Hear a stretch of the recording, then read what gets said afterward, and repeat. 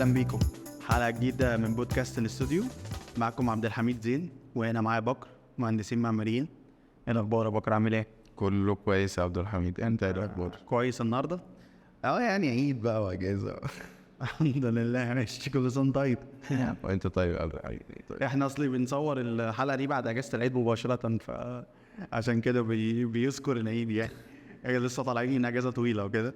فالنهارده موضوع شيق ومهم جدا، موضوع عن التعليم المعماري، موضوع حلقتنا النهارده. بس قبل ما نبدا في موضوع الحلقه، عايز افكركم ان احنا موجودين على منصات كتير، على يوتيوب، سبوتيفاي، انغامي، وبوديو، وموجودين على السوشيال ميديا على فيسبوك وانستجرام، وقريب هنبقى موجودين على تيك توك. تابعونا على كل المنصات دي، وتقدروا تسمعونا على كل البلاتفورمز اللي قلت عليها. هنحط اللينكات كلها في الديسكريبشن. وعايزين نسمع آرائكم وأفكاركم عن الحلقات اللي فاتت، ولو عندكم أي أفكار عن مواضيع عايزين نتكلم فيها في الحلقات الجاية. يعني احنا open to ideas يعني، وممكن نتكلم عن أي مواضيع جديدة انتوا حابين تسمعوا عنها.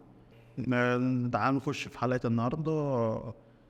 زي ما قلت لكم، موضوع التعليم المعماري ده موضوع كبير يعني، وكل واحد ليه تجربة في الكلية مع قسم عمارة، سواء انت هندسة او فنون جميلة، وان كانت الجامعة يعني بتاعتك بتختلف من شخص للتاني. بس كلنا نقدر نتفق ان هي كانت يعني تجربة مرهقة جدا، ما كانتش سهلة يعني.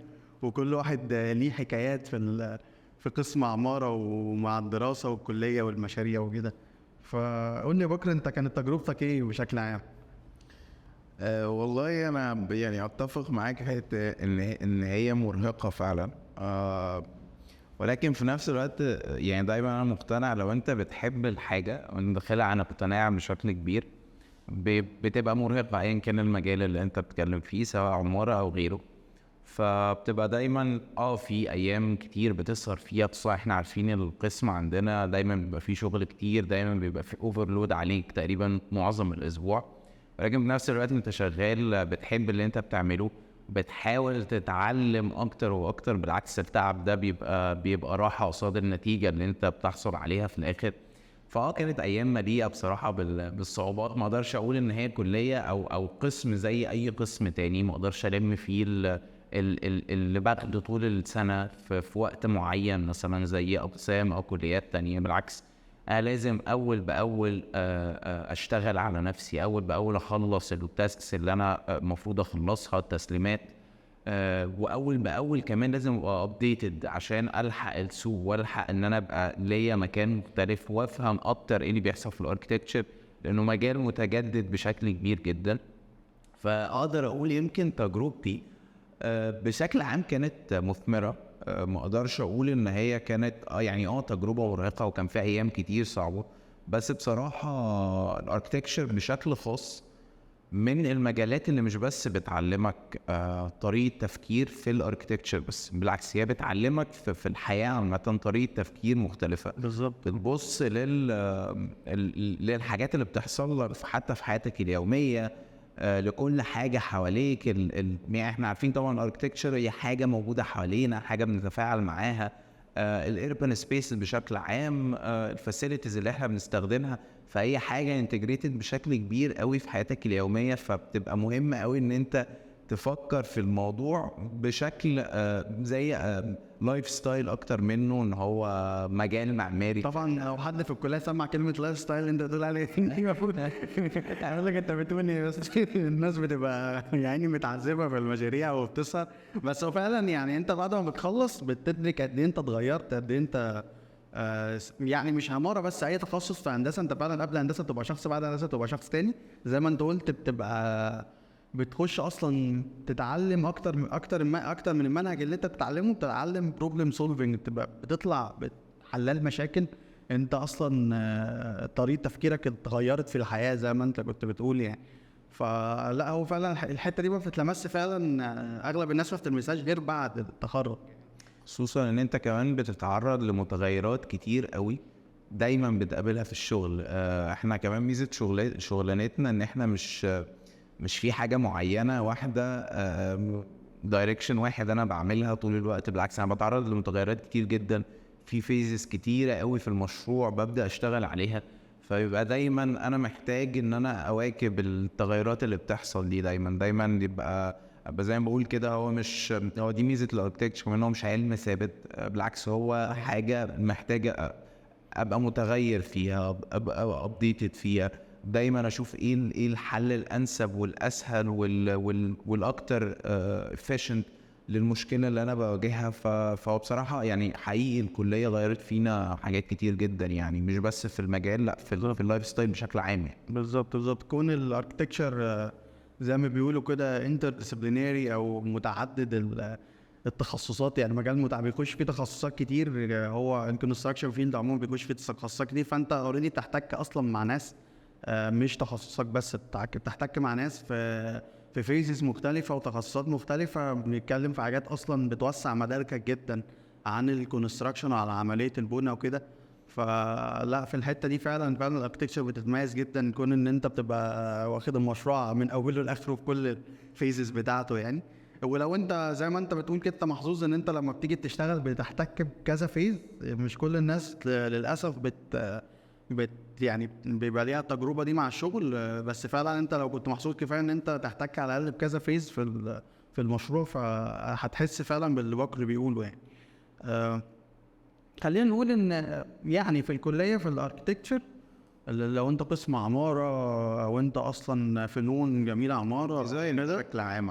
الديزاين هو بيبقى الاساس بتاع الدراسه بتاعتك. الاستوديو الديزاين بيبقى هو الكور اللي بيلف حواليه كل حاجه في الدراسه في الكليه.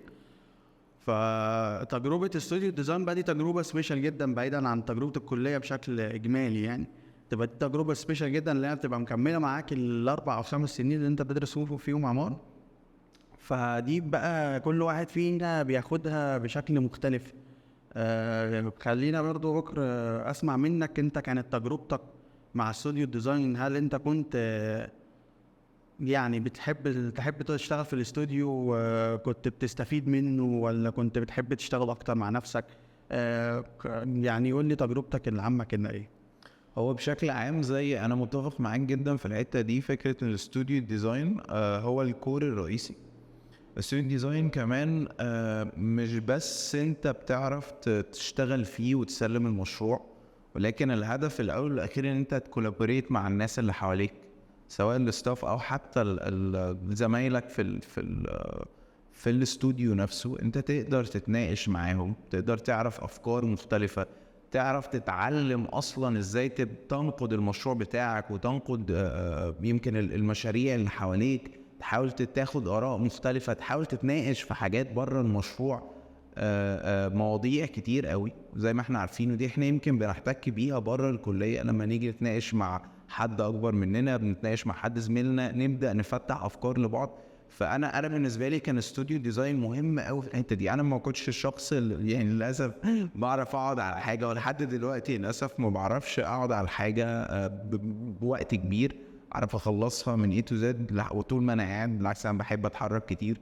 فكان يمكن التجربه مختلفه طبعا، مختلفه عن شخص للتاني، لكن كان بالنسبه لي الحاجه اللي بحبها قوي في استوديو ديزاين، يمكن دي عشان احنا كاركتكتشر مقارنه بالاقسام التانية الهندسيه، بس ان احنا متخرجين من هندسه، عدد الطلبه بيبقى في الدفعه قليل قوي. فبتعرف انت في استوديو ديزاين تعرف الناس كلها، تعرف الاراء المختلفه، تعرف تناقش معاهم. فالكولابوريشن اللي بيحصل ده مهم قوي بالنسبه لك. تعلم ازاي تتعاون مع الناس اللي حواليك عشان تبداوا تخلصوا المشروع. التيم ووركس اللي بتحصل في جوه البروجكت نفسه، ودي من الحاجات بصراحه اللي انا كنت شايف ان هي ممكن تتحسن اكتر في الفتره اللي انا كنت موجود فيها في الكليه. لان طول ما انا موجود في تيم وورك انا بعرف ازاي انظم الشغل بشكل معين، اعرف ازاي اسلم التسليمه واستفيد من مجهودات الناس اللي حواليا. فحاجات كتير قوي انا بالنسبه لي كان اكتر حاجه مميزه في استوديو ديزاين هو فكره الكولابوريشن بشكل عام، ان انا استفيد من النقطه دي اللي فعلا في الشغل هي مش نقطه يمكن التفاوض عليها، لا هي نقطه اساسيه. انت مفيش مشروع بيخلص من غير ما يبقى فيه كولابوريشن ما بين الناس اللي معاك وهكذا. يعني المشروع بيبقى ضخم قوي، فيه طبعا فيزز مختلفه كتير. بالظبط هو فعلا يمكن من اهم الحاجات في الاستوديو ديزاين هو عمليه التشارك الخبرات. يعني فكره ان انت بتقعد معاك ناس كتير. يعني انت على الاقل بيبقى قاعد معاك، لو هنعتبر ان الاستوديو صغير هتبقى قاعد معاك على الاقل 50 واحد. ففعلا في فكره ان انت بتشارك الخبرات مع كذا حد وكذا دماغ بقى، يعني معاك كذا دماغ وكذا راي في الديزاين بالذات. بيبقى الموضوع فعلا ممتع جدا. بتبقى انت لو انت بتحب الديزاين هتبقى قاعد مستمتع جدا لو بتاخد اراء الناس وبتتناقش معاهم في مشاريعهم ومشاريعك وكده. فهي لا، هي النقطه دي من ناحيه حتى الاستمتاع بتبقى كانت جميله جدا. يعني وانا يعني انا اشاركك التجربه في الموضوع ده. يمكن انا تجربتي بس في استوديو ديزاين كانت مختلفه شويه. كانت رولر كوستر، يعني كان فيها طالع ونازل كتير. انا اول ما دخلت القسم انا كنت طبعا من وانا في ثانوي انا اصلا عايز ادرس اركتكتشر. فلما دخلت طبعا وربنا وفق ان انا ادرس الحاجه اللي انا كنت عايزها اصلا. كنت طبعا فرحان ومتحمس. واول دخله لينا اول سيكشن في استوديو ديزاين قعدنا نرسم حاجات كده، اشكال هندسيه. جابوا لنا اشكال هندسيه لو فاكر، قعدنا نرسمها على لوحه يعني. فانا كنت قاعد مستمتع جدا لان انا اصلا كنت قبل ما اخش الكليه كنت برسم يعني. فانا كان عندي جانب الارتستيك ده فيا يعني. فكنت قاعد مستمتع قوي ومبسوط. دخلنا في الجد بقى، دخلنا ناخد فيلا نصممها وناخد مشاريع نصممها. فالموضوع بدأ بقى يبقى بحيرة. الحماس ده اتقلب بحيرة وبدأت مش عارف تعمل ايه.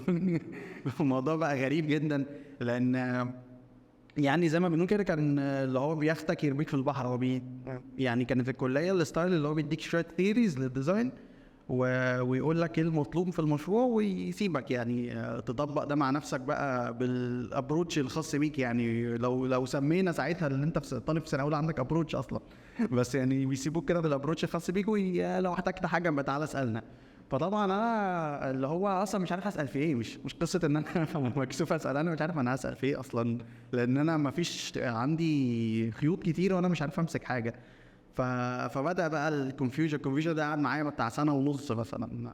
هل يعني معلش لو هقطعك، هل بتحس اصلا ان دي مشكله ان انا ابقى اترميت مره واحده في البحر، ولا بتحس ان افضل ان انا ابقى شويه باخد مجموعه معلومات، يبقى في مانوال معين حد بيقول لك حاجه معينه بتبدا تبني عليها؟ ودي يمكن النقطه اللي احنا هنتكلم فيها بعد كده في حته الديزاين بروسيس، او ايه الخطوات اللي انا كطالب المفروض اعرفها لحد ما اوصل للديزاين. والله هو من رأيي كده الحرية الإبداعية مهمة جدا. فهو أنت لازم مع at some point إن أنت تتساب أصلا، يعني تتساب تعمل حاجة من دماغك طبقا للثيريز اللي أنت درستها وطبقا للبروجرام اللي معاك والبريف اللي معاك والكلام ده كله. فهي الحتة دي أنا شايف إنها مهمة. لازم يسيبك شوية. لكن هل يسيبك؟ يعني احنا كنا بنتكلم بقى، انت بتتكلم في قد ايه هو يسيبك خالص ولا يسيبك شويه؟ يعني برضو يديك شويه خيوط تمشي عليها. بص، هي مدارس. يعني انا لو انت سالتني ساعتها، لو جيت سالتني ساعتها اقول لك لا، تعالى قول لي اعمل ايه عشان انا محتار جدا وعايز اجيب درجه كويسه. لكن انت لو تاخد رايي دلوقتي اقول لك لا، خلي الطلاب يتجرأوا وخليهم يعني كل واحد يسبح في البحر بتاعه. بس طبعا يعني تكون انت اوريدي مديهم البيزكس او مديهم الجزء الثيريز الخاص بالمشاريع، نوع المشاريع اللي هم شغالين فيها يعني. لكن الجايدنس مطلوبه جدا، لان هي دي بقى الازمه بتاعتي. فكره ان انت اصلا ما فيش جايدنس، ما فيش حد بيتابع معاك بشكل صادق. او مش عايزين نقول ما فيش حد. هو في ناس طبعا كانت صادقه وكانت بتديك فيدباك فعلا بناء يعني. لكن مش دي دايما بتبقى الحاله. يعني دايما او في حالات كتير بيبقى في حد بيعلم او بيتابع معاك من اجل ان انت تاخد درجه على السكشن او على الاكسرسايز اللي انت عملته خلاص. ما بقاش في جايدنس ان انت تاخد تكمل عليه او تبني عليه، او حتى لو انت ماشي اصلا في دايركشن غلط خالص ان انت تشوف انت ايه اللي غلطت فيه وتصلحه يعني. ودي حصل كتير. انا حصل كتير ان انا اصلا غيرت الاورينتيشن بتاع المبنى، انا غيرت ديزاين. يعني دي حصلت معانا كلنا اعتقد. انا يمكن كان في نقطه هنا انا بقابلها، ودي كانت مشكله بالنسبه لي. معرفش ده كان صح يعني طريقه تفكير ساعتها ولا لا، لكن انا كنت دايما بيبقى عندي فصل او ما بعرفش اربط الثيوريز اللي احنا بناخدها بالديزاين اللي انا بعمله في الديزاين. يعني دايما يقول لك مثلا المبنى لازم يحقق البالانس والاوردر والريذم ايا كان الستايل اللي انت شغال بيه، وايا كان مثلا الاوردر ده بشكل واضح ولا السيمتري ده بشكل واضح ولا ايا كان، لازم يحقق مجموعه مثلا نظريات احنا بنتكلم عليه. فما كان عندي مشكله ان ما حدش بيجي يقعد معايا يقول لي المبنى ده الكرايتيريا مثلا ان الواجهه دي تبقى كويسه عشان انت محقق 1 2 3 4. كان عندي مشكله ان مفيش حد فعلا يقول لي انت او يجايد مي في الحته دي، ان انت المشروع ده كويس عشان 1 2 3 4، المشروع ده وحش عشان 1 2. يعني كان برضو ايه الكونسبت محدش كان يعني دي كان بالنسبه لي مشكله قوي، ان انا ازاي اتعلم الكونسبت بشكل عام. انا مش هقول ان هو حد بيعلمه لك خالص، بالعكس انا شايف اصلا انت الطالب مش هيوصل لمرحله النضج ان هو يطلع كونسبت ناضج، كونسبت بيحمل رمزيه وبيحمل معاني معينه الا لما ما يكتسب الخبره دي، خبره سنين بيبدا يكون فيها مجموعه افكار ومبادئ ومنهجيه وباك جراوند وثقافه هو طالع منها ومجموعه اراء، كل ده بينعكس على المبنى بعد كده. ولكن at some point في الكليه انا لازم يتقال لي افكر ازاي، او مش افكر ازاي يبقى في طريقه معينه ابدا ادور فيها على الكونسبت، او عايز تعكس الثيريز اللي انت بتتكلم عليها، عايز تعكس بالظبط ان انا اعكس السيريز دي على الديزاين، ان انا يتقال لي الديزاين ده هو نجح ان هو يحقق الكونسبت ده في نفس الوقت هو محقق الفانكشن والبروجرام اللي انت فدي الفكره، ان انا كنت بحس ان في فصل او ان انا ما بعرفش اربط الحاجه دي مع بعض. دي كانت مشكلتي الرئيسيه اللي محدش بيتكلم معايا في الديزاين. يعني انا متفق جدا ان الديزاين هو حاجه انت بتتعلمها مع الوقت وحاجه انت محتاج تاخد المساحه فيها، ولكن لازم يبقى في جايدنس في الاول يتقال لي انا الفيزز دي يعني ايه اصلا. مثلا ان انا ادرس الكونتكست بشكل عميق بقى، هل هو بس دراسه المحيط اللي حوالين المبنى، هل هو دراسه الفيزيكال اليمنتس بشكل عام، دراسه الضوضاء، دراسه الناتشرال اليمنتس اللي حواليك، ولا هي حاجه اعمق من كده؟ هو ان انا ادرس الناس، ان انا ادرس الاربان فاسيلتيز اللي حواليك، هل المبنى ده هيعمل تاثير بشكل ما لو عندي ترافيك معينه هيزود الترافيك ولا يقللها؟ حاجات انت بتكتشفها مع الوقت. فيبدا الموضوع شويه يبقى اعمق. الجايد هنا او يبقى في جايدنس ان هو يوجهك لحته ان انا افكر في الموضوع بشكل اعمق. هل انا المفروض اخد كل حاجه في الوقت ده؟ انا لسه مش ناضج ولا لا؟ مش شرط، ولكن من وجهة نظري ان لازم يبقى في شخص يوجهك ان انت تبقى عارف الحاجات دي، يقيمك على اساس الحاجات دي، يقولك انت ده نجح عشان كده، وده مش احسن حاجة عشان كده. دي اكتر حاجة يمكن بحترمها في الناس اللي دايما بتشرح مشروعها بشكل مفصل، ان هو بيقولك انا عملت ده عشان السبب المعين، مش عشان انا شخصيتي كده فطلعته عشان شكله حلو. تمام، هو الشكل ده بيزكس، هو ده من الحاجات الأساسية اللي أنا لازم أحققها، لكن أنا عملت الفانكشن ده ليه؟ هل عشان في سبب ليه علاقة بالناس اللي موجودة، ولا سبب ليه علاقة بالانفايرمنت؟ فهي فكرة بس إن حد يقعد معاك وحد يبرر لك كل حاجة أنت بتعملها ليه، ويرجعها لك بقى للثيوريز، ويرجعها لك للأسس اللي أنت بتبدأ تعلمها في مواد تانية. فدي كانت من أكبر المشاكل بالنسبة لي. لا هي فعلا موضوع كبير، بس خلينا نقول ان برضو ترجمة المشاريع وتحليلها هي بترجع من شخص للتاني، فهي محتاجة جايدنس فعلا على طول الطريق، لسبب ان انت مش هينفع تقعد مع شخص يقول لك على كل حاجة. لازم فعلا تقعد مع كذا دماغ. يعني دي وجهة نظري في الموضوع ده، انت لازم تقعد مع كذا دماغ وتقرا مثلا المشروع من كذا زاوية. فالديزاين ستوديو كان في الاغلب بيقعد معاك حد بس، فكونه اصلا ان هو بيقول لك فيدباك كويس ولا لا، دي قصه غير ان انت اصلا يقعد معاك كذا حد، لان ده ما بيحصلش ان انت تقعد معاك كذا حد، بيقعد معاك حد واحد في المشروع، فتبقى انت تلاقي نفسك بتعلم المشروع او بتتابع المشروع مع دماغ واحده. فانت بتبقى محتاج كذا فيدباك. بتحس كمان ساعات عايز تروح للاتجاه اللي الشخص ده عايز يرسمه لك. انا حسيتها في ساعات بتحصل ساعات فعلا الشخص ده بيقعد انا عايز ارضي الشخص ده. للاسف بيبقى عدم برضو ايه معرفه من الطالب، او لسه الطالب مش عارف حته ان هو ده مشروعك انت. هو احنا بنكون عايزين في الفتره دي نجيب درجه من الاخر يعني، فبنحاول نحقق الكرايتيريا او المطالب او فعشان كده انا بتكلم الشخص اللي بيقعد معاك لازم يقول لك انا بعمل ده ليه. هل ده اصح حاجه في المكان ده ولا لا؟ عشان كده لازم يبقى في سبب لكل حاجه انا بعملها. هو لازم كل حاجه ترجع في الاول في الاخر اولا للثيريز، ثانيا ترجع تصب في البروسيس اللي هو زي ما انت قلت انا بعمل ده ليه، هيوصلني لايه بغض النظر عن النتيجه. يعني انا مش بقعد مع حد اتابع معاه عشان يقول لي انت توصل لايه، نتيجتك المفروض تبقى شكلها عامل ازاي. المفروض تقول لي انا امشي ازاي وانا اطلع النتيجه دي بناء على البروسيس، هحاول اعمل يعني احقق اقصى كرايتيريا او اعمل تشيك على اكتر بوينتس انا اقدر اعمل عليها تشيك في المشروع، عشان اطلعه باحسن شكل ممكن من كل النواحي.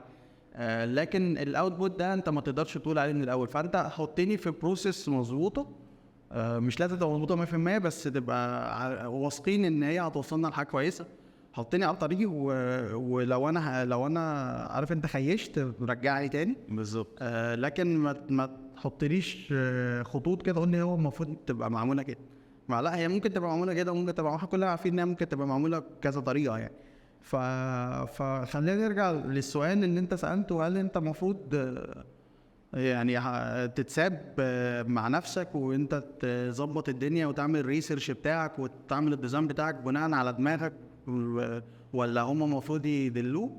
اعتقد احنا الاثنين اتفقنا على قصه ان انت لا محتاج يتساب لك مساحه، لكن فعلا الفيدباك مهم جدا. في النص اعتقد هي حته في النص، انت لازم تبقى ماسك العصايه من النص، يبقى في جزء لا في لازم الجايدنس، يعني لازم الجايدنس. انت في الاخر انت السنين دي انت بتتعلم فيها، وبعد كده مش هتلاقي بقى الشخص اللي يعلمك البيزكس دي واللي يعلمك الاساسيات دي. بالعكس انت هتبقى بقى مضطر ان انت تتعلمها لوحدك ومع الخبره. يا اما بقى هتلاقي نفسك بتعمل زي ما بقيه الناس بتعمل في السوق، لان انت في السوق يعني في سوق الشغل عموما في ناس كتير بتعمل حاجات غلط من اجل التربح، يعني لان في الاول وفي الاخر كله بيشتغل عشان يعمل فلوس. فهتلاقي ناس كتير بتعمل حاجات غلط، فهتلاقي نفسك بتعمل شبهه، لان ده اللي انت شايفه وده النموذج اللي بيتقال عليه ناجح في بعض الاحيان دي. ففي الاخر هيسيبوك للنموذج ده، والنموذج ده مش احسن حاجه يعني، ومش هيطلع لينا احنا كمجتمع، مش هيطلع معمار كويس. وبالتالي فعلا لازم كل واحد يطلع عنده مجموعه فاليوز كده متمسك بيها، عشان الدنيا ما تبص مننا، او الانتاج المعماري ما يبص زي حاجات كتير احنا بنشوفها حوالينا. ما احنا ممكن حد يقول لنا مثلا من اللي سمع الكلمتين دول يقول لك طب ما ده اللي بيحصل في الجامعه، يعني فكره ان انت اصلا بتاخد فعلا المشروع، بتروح محاضره تاخد ثيري وبعدين بتروح تاخد المشروع تطبق عليه وفي حد بيتابع معاك. احنا بس يعني احنا عارفين ان ده اصلا الاصل في الموضوع، فكره ان انت بتاخد ثيري وبعدين حد بيتابع معاك المشروع. احنا بنوصل رساله من وجهه نظر ان الموضوع ده ساعات ما بيتظبطش، ساعات الناس تيجي تتابع المشروع تدي فيدباك من اجل الفيدباك بس كده عشان تدي درجه يعني في ناس فعلا اللي هو شغل اللي هم موظفين يعني زي ما بنقول، فللاسف الشديد يعني. بس ده مش كل الناس، مش بقولش مثلا احنا كل الناس بتعمل كده، لكن احنا بنوجه رساله ان فعلا موضوع الجايدنس ده يعني انا ما قابلتش حد فعلا مهتم بالديزاين ما عندوش المشكله دي في الكليه. فكره ان هو صعب قوي يلاقي حد فعلا يديله فيدباك محترم كده يحط على الطريق يعني. فهي دي الرساله اللي عايزين نوصلها من النقطه دي، ان احنا محتاجين فعلا الحته دي نركز عليها قوي، ما نعملهاش كده من اجل بس ان احنا نخلص شغلنا وخلاص يعني. ده اكيد ده اكيد. يمكن النقطه كمان اللي احنا حابين نتكلم عليها قبل ما ننتقل لنقطه تانية، وهي نقطه برضه انا كنت بواجهها قوي ويمكن معظم الناس بتواجهها، هو بدايه الديزاين او بدايه ان انا ابتدي في مشروع، ابتدي اصلا التفكير في مشروع. كان دايما عندنا معضله طب اروح للكتله ولا اروح للبلان ولا ولا ايه الاهم ان انا اشتغل عليه الاول ولا ايه بعد كده. دي يمكن مع الوقت مع شغلي انا والمشاريع كتير اللي اشتغلت عليها بعد ما اتخرجت، كان انا عندي مشكله في النقطه دي ايام الكليه، لان ما حدش بيقول لي ان كل مشروع وليه المعطيات بتاعته. يعني لو انا في مشروع سكني بيبقى التركيز الاساسي، مثلا لو انا عندي ميد رايز او هاي رايز مثلا سكني، بيبقى التركيز الاساسي بالنسبه لي ان انا ادرس الماركت نفسه عامل ازاي، ادرس ايه اللي الكلاينت محتاجه، عدد الشقق، الاوض اللي محتاجها، نوع الشقق اللي انا بدرسها، الايكونومي بقى بشكل عام، السعر بتاع الشقق المشابهه او المباني المشابهه، التسعير نفسه لازم ادرسه. يبقى التركيز كله اكتر على بلانز وان انا احقق النيدز بتاعه الكلاينت. لو رحنا لمشاريع تانية زي المشاريع المتاحف والمباني العامة بشكل عام، بيبقى التوجه مختلف خالص، بداية من الكونسبت أصلا والتفكير نفسه بتاع المشروع. أنا إزاي أفكر لو عندي متحف فده حاجة هتعمل تأثير بشكل ما على المدينة، تأثير سياحي وتأثير اقتصادي، وهتغير شكل المدينة، وده شفناه في مدن كتير جدا حوالين العالم. فبيبقى التفكير كله في حتة مختلفة خالص عن ما احنا بنفكر في المباني السكنية. لو رحنا على الايربورت فاسيلتيز يعني اوبن سبيسز بشكل عام، هنلاقي ان التفكير في حته مختلفه خالص، ان انا بدرس الناس اللي موجوده، وبدرس الناس احتياجاتها ايه اصلا، وابدا اسالهم واشوف ايه التجارب السابقه من المشروعات المشابهه لحاجه زي كده. طيب الاليمنتس اللي حواليا هتتاثر بشكل عامل ازاي. فانا كان طبعا ده ملوش حاجه ثابته او مجموعه قواعد، ملوش منهج. هو كل اللي انت بتقوله ده ممكن نطلق عليه اللي هو بيست براكتس، يعني اللي هو افضل حاجه الناس بيشتغلت بيها على مدار السنين بقى. هو زي طول خبرات متوارثه. كل مشروع انت بتتناوله ازاي. فانا فاهم النقطه. فكره بس ان انت بتترمى مره واحده حرفيا. يعني انا كنت بحس كده ان انا بترمى مرة واحدة وانا مش فاهم فعلا ابدأ في المشروع ازاي، او طريقة التفكير اصلا ازاي. هل ابدأ بالبلان ولا ابدأ بالكتلة ولا افكر فيهم مع بعض، ولا ايه الاهمية؟ انت كنت تعمل اللي بيتقالك يعني. وكنت احنا ساعات بنلاحظ اصلا ان اغلب المشاريع اللي بتاخدها في الكليه انت بتبدا بالبلان. ليه؟ ما انتش عارف يعني بالظبط. على حسب يعني هو مشروع بيبقى التايبولوجي بتاعتي متغيره، بس انا ستيل بعمل البلان الاول. في ناس بتبدا حاجه غريبه ساعات يعني. بالظبط. في ناس بتبدا اصلا المشروع ولا بلان ولا كتله، بيبداوا من الاربن اصلا، ويشوفوا ايه الاكسات اللي موجوده عندك، وهل ازاي هربط المبنى ده. زي ما شفنا جيري جانج كان في مبنى عملته من مباني، كانت ربطت الكور بتاع المبنى مع عكس المدينة الموجود في نيويورك غالبا. فهي فكرت في المبنى الكونسيبت بتاع المبنى كله، يعني ربطت علاقة بالمدينة نفسها. ايوه. يعني هي طبعا بيست براكتس، بس انت بتحتاج ان حد يوجهك المشروع ده. انا محتاج منه كذا، ومحتاج افكر فيه بالشكل الفلاني. وده انا فعلا اتعلمته في الشغل. يعني انا في الشغل كنت بحس ان انا البروسيس نفسها انا بتعلم ازاي ابدا المشروع ده، او ده محتاج ايه، المشروع ده فعلا محتاج ايه، او ازاي ابدا. وهي دي بس كانت النقطه او المشكله بالنسبه بس انا من رايي يعني اختلف معاك في الحته دي، ان انت ما ينفعش حد يعلمك ازاي تتناول الكونسبت بتاعك، لان اعتقد دي تبقى فلسفه شخصيه اكتر منها ان هي تعليم. يعني ما حدش يقدر يعمل ستاندرد للحاجات دي. يعني فكره ان انت هتاخد ايه عارف انت نقطه انطلاق الكونسبت بتاعتك دي هترجع لك انت قد ايه انت راجل فيلسوف كده، وفعلا بتفكر بعمق قد ايه في المشروع، وهتربطه بانه سكيل. الفيزز او الستبس مش طريقه التفكير ابدا. يعني انا بتكلم هنا على الفيزز. هل انا لو بشتغل على affordable housing مثلا، هل انا بالنسبه لي هيبقى اهم حاجه ان انا اشتغل على الكتله؟ لا طبعا خالص. لا المتكرر لو عندك عمارات متكرره. هي فكره بس ان انا اقول ان انا جايد، رجعنا لنفس النظام، ان انا جايد الشخص اللي قدامي ان انا المشروع ده الهدف منه كذا.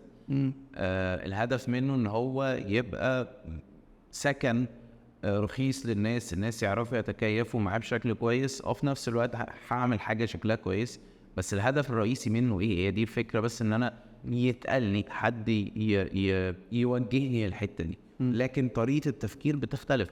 قد نلاقي ان احنا في معماري او في طالب معين بيفكر بشكل مختلف خالص واحسن مننا كلنا وبيعرف يظبط الاثنين. هي فكره بس ان حد يجايد يو المشروع ده محتاج كذا فعلا، محتاج كذا فعلا، مش بس ان البروجرام يتحط طبعا خصوصا لو طالما انت ذكرت السكني، يعني السكني بالذات طبعا بيبقى فيه محددات كتير جدا ليها، منها طبعا الكود، يعني دي قصه بقى تانية احنا هنتطرق لها يعني.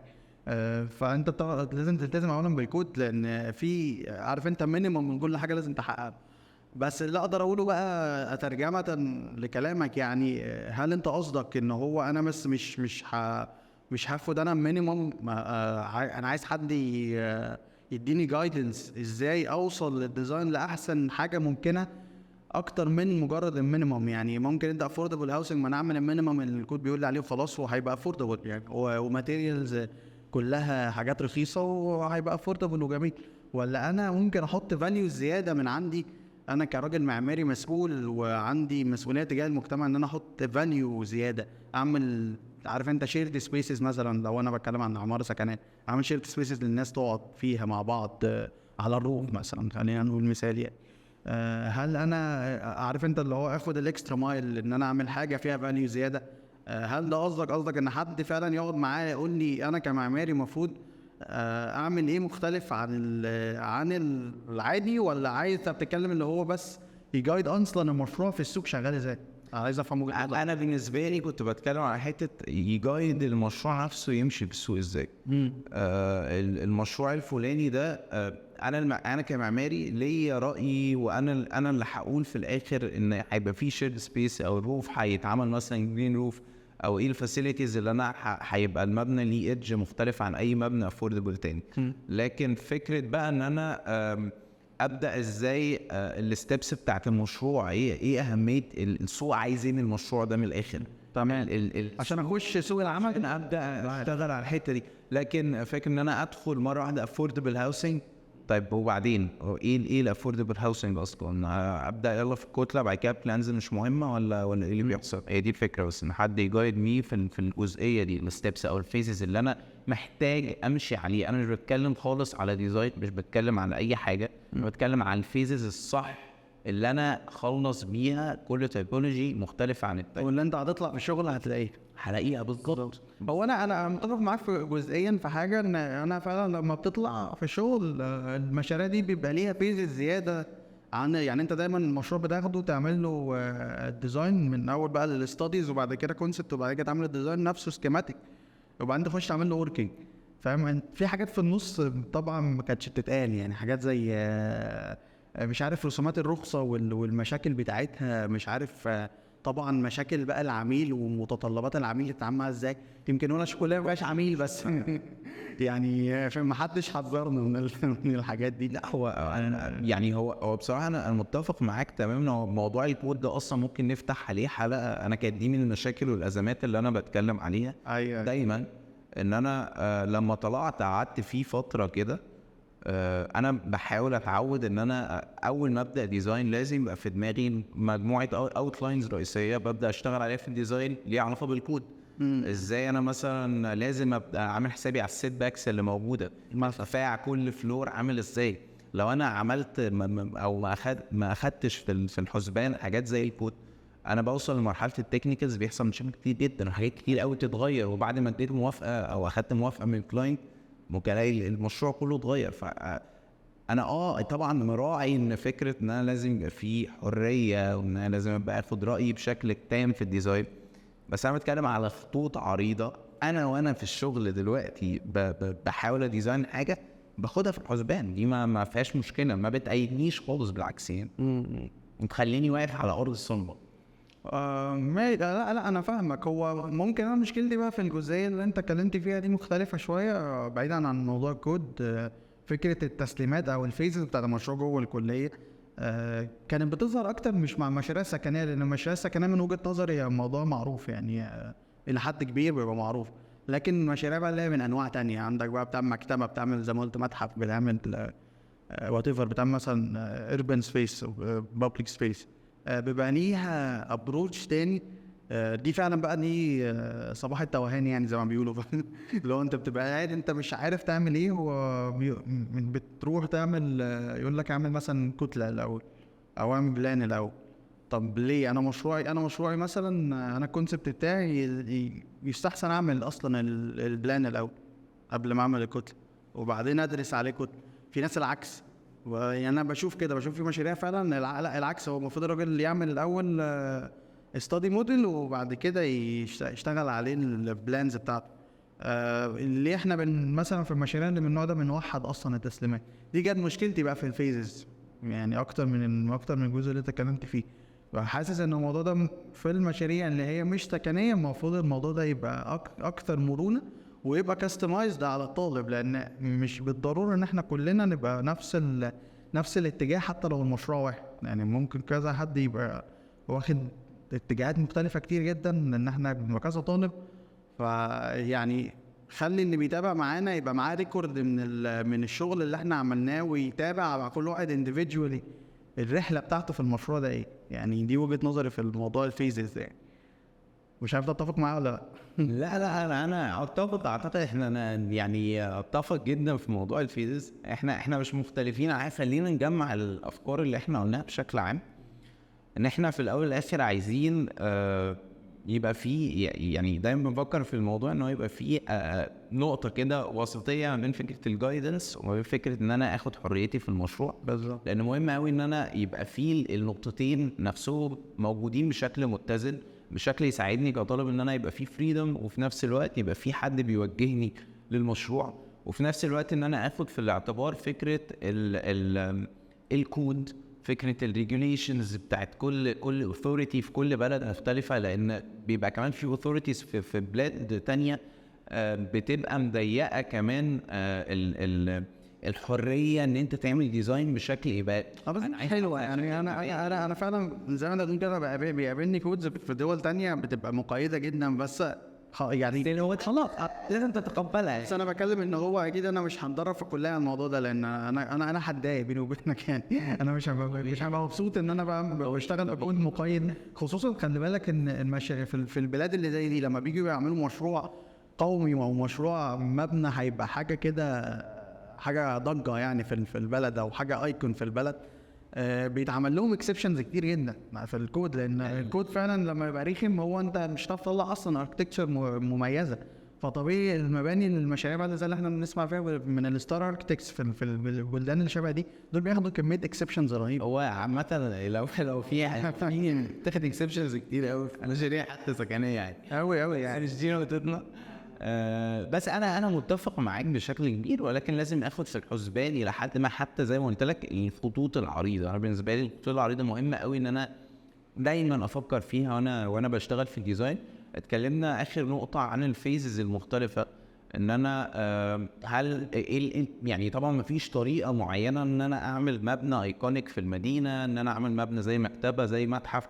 ما فيش طريقه دي. انا بتخيل ان هي اكتر على حسب التوجه المعماري نفسه، هو اصلا ازاي بيفكر في المشاريع اللي زي دي، فبتختلف من معماري للتاني. خلينا نروح لنقطه جدليه قوي، وهي نقطه الديجيتال والمانيوال بشكل عام. ديجيتال ومانيوال يعني هو حوار كبير، بس كده خلينا، ما اعرفش انت تتفق معايا ولا لا، بس انا شايف ان كله بيتفق على ان المانيوال في الاول ده شيء اساسي. ما ينفعش انا معماري مش عارف اصلا ارسم بايدي وعارف اللاين تون اصلا عامل ازاي، وبطلعه بايدي عامل ازاي، وفرق بينه وبين اللاين العادي اللي جنبه، لو هو عامل اللاين تقيل ولا خفيف. الحاجات دي يعني الحاجات دي بتحس بيها بايدك في الاول. انا شايف ان ده اساسي. هو بس هنا انا متفق معاك تماما يعني. بس بيبقى في جدليه خصوصا للطلاب بشكل عام، ان هم بيبقوا يا عيني زهقوا من المانيوال. خصوصا ان في ناس لحد دلوقتي بتشتغل بالذات تكنيكال درونز بالمانيوال يعني. هي الفكره كلها ان كل حاجه تتحط في السياق بتاعها. يعني المانيوال هستخدمه في ايه وهستخدمه ليه، وكذلك الديجيتال هستخدمه في ايه وهستخدمه ليه. هي دي الفكره. فانا بالنسبه لي زي ما انت قلت، مش هعيد كلامك، المانيوال هو مهم لاي حاجه انا بحاول اشرحها، بحاول يبقى فيها تفكير، مش بس كمان في الفيس بتاعه الديزاين، او انت تحاول تفكر في البلان بشكل كسكتشز او حتى في الكتله او في الفكره العامه. انا عن نفسي كنت بحب افكر في كل الخطوات مانيوال. يعني انا كنت بحب افكر حتى في السايت نفسه ازاي هبدا احلله واشوف المعطيات عندي واحط شفافه على شفافه وابدا ارسم الديزاين واحط بعد كده البلان والكتله واشوف ايه الفتحات اللي عندي والتهويه هتيجي منين وهكذا. في واحد تاني يفكر بس في الكتله وفي الكونسبت بشكل عام من غير ما يفكر في كل الديتيلز دي.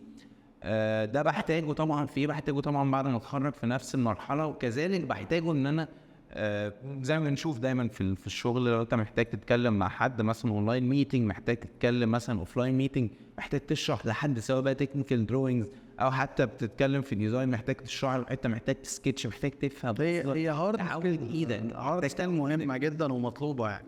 هي مش بس لمجرد المانيوال خالص يعني.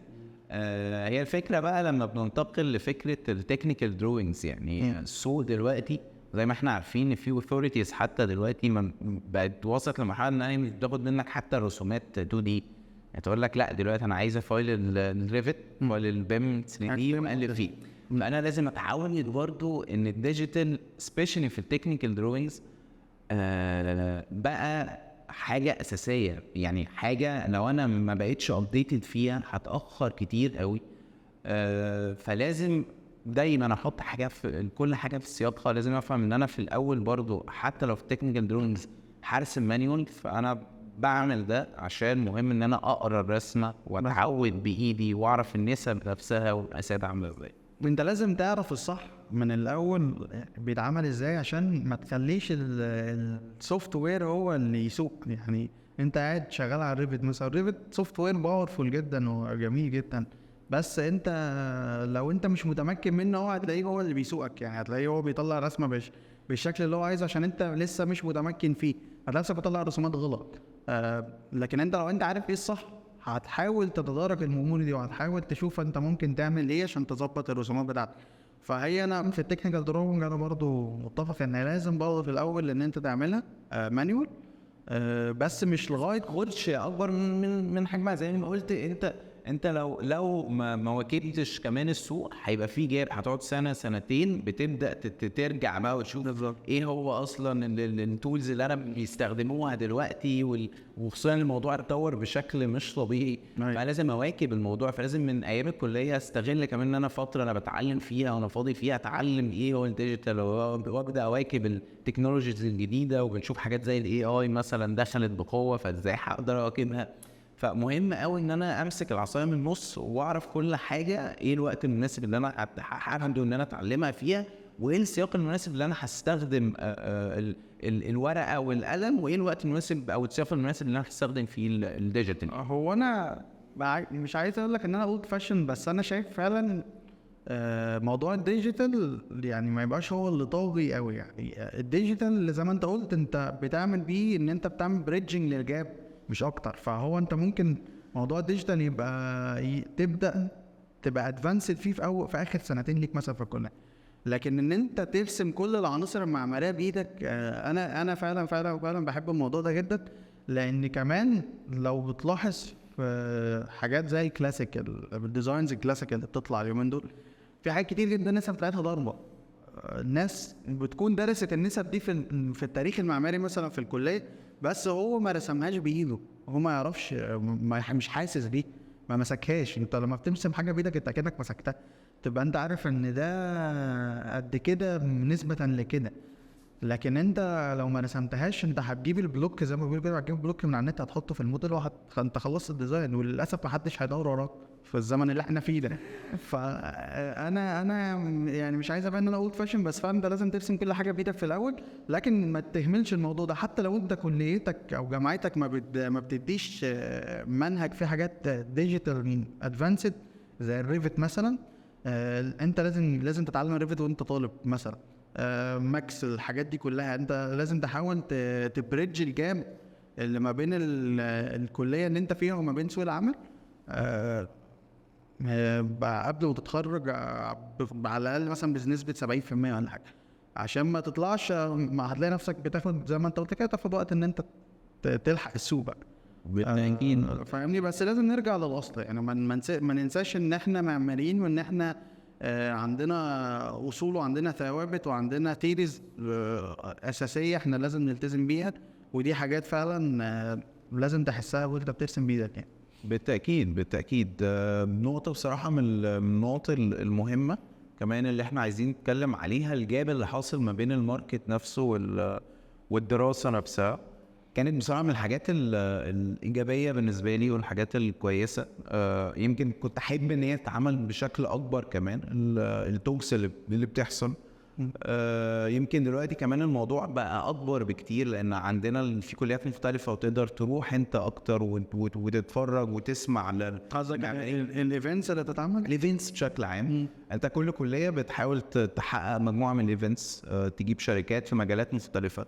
فببدا انا كطالب اعرف اكتر عن الفيلدز اللي في الاركتكتشر بشكل عام. دي بتبدا شويه توجهني في الحته اللي انا حاسس ان انا ميال ليها، واعرف ايه الشغل بيحصل ازاي فيها، وايه اللي اقدر انا شويه بتديني فكره عن انا اقدر اكمل في ايه. فبيبقى في باث مثلا معين اقدر امشي فيه بشكل ادفانسد اكتر، اهتم بيه اكتر. فبعد الكليه ابقى شويه موجه نفسي ان انا خلاص الحته دي شويه كويسه. فمهم قوي ان انا دايما الكليه بتربطني بالحته دي. بيبقى في توكس مختلفه، بيبقى في ورك شوبس مختلفه، بيبقى في دايما تدريبات. ودي حصلت عندنا في الكليه ومن الحاجات المبشره حتى مع كليات بره مصر. مهمة جدا انت تعرف الكوميونيتيز المختلفة شغالة ازاي، وتعرف السوق فعلا شغال ازاي عشان تبدأ تواجهه من وانت في الكلية. بالظبط. هي اصلا عايز اقول لك، هي دي مشكله مش في مصر بس، هي في دول كتير جدا. فكره ان انت الاكاديميا في حته والسوق سوق الشغل في حته تانية، كل واحد بيدور في فلك. فلازم الربط ده يتعمل زي ما انت قلت من خلال الايفنتس، جوب فيرز، فاهم؟ معارض اللي هي بتاعت التوظيف كده. والحاجات دي يعني الحاجات دي لو اتعمل بجد كل سنه، لازم تتعمل كل سنه على الاقل، مثلا ايفنت ومعاه مثلا جوب فير مبلغ، بحيث ان الطلاب، هو الطلاب مش هيروحوا يتوظفوا بس، ممكن ياخد انترنشيب او يشوف انواع الوظائف اللي مطلوبه والسكيلز اللي مطلوبه ليها، الكواليفيكيشنز اللي مطلوبه ليها. فيبقى هو طالع مستعد. فلا، الموضوع ده مهم جدا. ويمكن ده بيودينا على نقطة أخيرة في الحتة دي، بتتربط أوي فكرة الورك شوبس والشركات اللي تقدر تيجي تعرض شغلها، يبدأ الطلبة يستفيدوا منها. وهي فكرة ان انت لازم تبقى مواكب دايما التكنولوجيز الجديدة. بنشوف حاجات زي حوالينا المجال زي الBIM ازاي اتطور دلوقتي، اتطور بشكل حتى الواحد بيستكشفه وبيشتغل او بيتعامل معاه ازاي بيطوروا فكرة الكولابوريشن ما بين الناس وما بين الشركات وما بين التيمز المختلفة. المجال بقى واسع قوي. فانت تحس انت في الكلية انا عارف الكونسبت بتاع البيم، بس فعلا المجال واسع لمرحلة ان انا محتاج وقت كبير ان انا اتعلمه. ففكر ان انا اجيب حد بيتكلم على البيم بشكل مفصل او اعمل كورس معين، وده يمكن حصل في الكلية عندنا. ومن الحاجات بصراحة المبشرة والحاجات الجميلة جدا ان انا ابدا اعرف الطلبه دول على التكنولوجيز اللي موجوده. ايه يعني ايه اصلا ان انا مثلا يبقى عايز انفذ حاجه، ففي الشركه الفلانيه بتعمل الكلادنج الفلاني.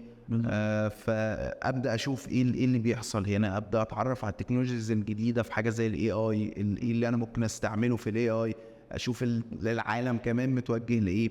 طيب هل انا مثلا الريندر عندي هحتاج ان انا اعمل ريندر في السنين الجايه بايدي، ولا الAI هيجي مثلا ياكل الموضوع ده؟ فابدا كده شويه ابص لقدام، ما ابصش في المكان اللي انا واقف فيه. فحاجات زي دي بتفتح لك افكار كتير جدا، بتفتح لك سبل كتير قوي عن ايه التكنولوجي المستخدمه اللي هتسهل كتير قوي علينا الاندستري اللي احنا فيها. يعني اندستري واسعه محتاجه ان انت تبقى ملم بكل الحاجات الجديده اللي بتحصل. بتتكلم بشكل اساسي عن تطوير المناهج، يعني ان انت دايما المنهج لازم يبقى متغير مع الاقل مثلا كل سنتين ثلاثه، نشوف ايه اللي اتغير في السوق، ونضيف نشوف ممكن نضيف ايه على المنهج يخلي الطلاب ابديتد. يعني بشكل كبير لازم انا المنهج اللي عندي او انا كطالب يعني جميل ان انا ادرس البيزكس وادرس الهيستوري وايه اللي كان بيحصل، بس في نفس الوقت لازم يبقى فيه تجديد في كل العناصر او معظم المواد اللي محتاج ان انا اعرف فيها التكنولوجيز الجديده يعني. بالظبط.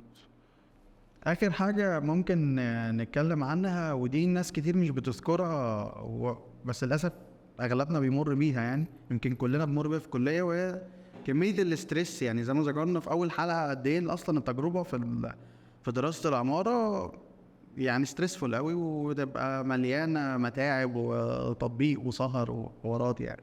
فالموضوع مش بس الاسترس من ناحيه الشغل وكميه وضغط الشغل وكميه الشغل وكده، لكن في ناس بتتاثر فعلا نفسيا بالموضوع. في ناس للاسف بتحب العماره وما بتقدرش تكمل اصلا الدراسه، بتتاثر نفسيا بالموضوع. ف يعني احنا قلنا نحاول نسلط الضوء على الموضوع ده، ان من القائمين على التدريس، قائمين على عملية التعليم المعماري، يتابعوا مع الطلبة وياخدوا بالهم من قصة الصحة النفسية في الجزئية دي. يعني ان هو في ناس فعلا بتعاني في صمت، وبقى مش عارف يلم دنيته، مش عارف يلم شمله كده فيما يخص الدراسة يعني. هي كمان فكرة كانت من أكثر المشاكل فكرة الإحباطات اللي بتحصل لما أنت تلاقي نفسك تعبت وما بتبقاش فاهم ليه الدرجة جت كده، أو يعني مش عايزين نرجع نقطة قبل كده، بس كان دي برضو من المشاكل اللي أنا عانيت منها يمكن.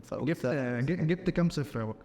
يعني بلاش احاول بس فعلا كانت فكره الاحباطات بشكل عام. انت وانت بتحب الديزاين بتوصل ساعات لمرحله ان انت طيب انا ليه ايه اللي ناقصني عشان ابقى مقصود ان هو مش زي ما قلنا، هو مش علم ثابت، هو بيعتمد اكتر على الاراء والافكار اللي الشخص اللي بيصحح او بيشوف المشروع بيبقى مكونها يعني في الكارير لحد ما الوقت اللي بيصحح فيه او بيشوف فيه المشروع.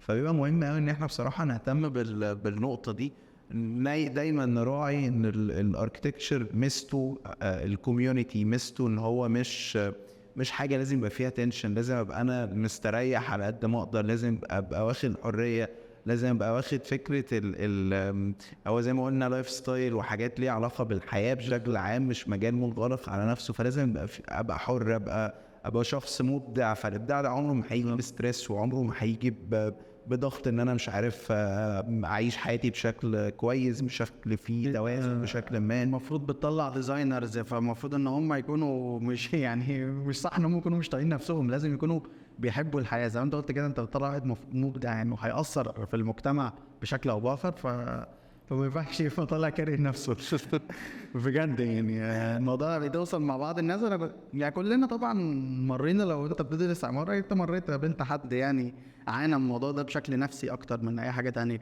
فهي رساله اخيره للقائمين على الموضوع بالتركيز على النقطه دي مع الطلبه يعني. وزي ما تقول دي مش حاجه تستاهل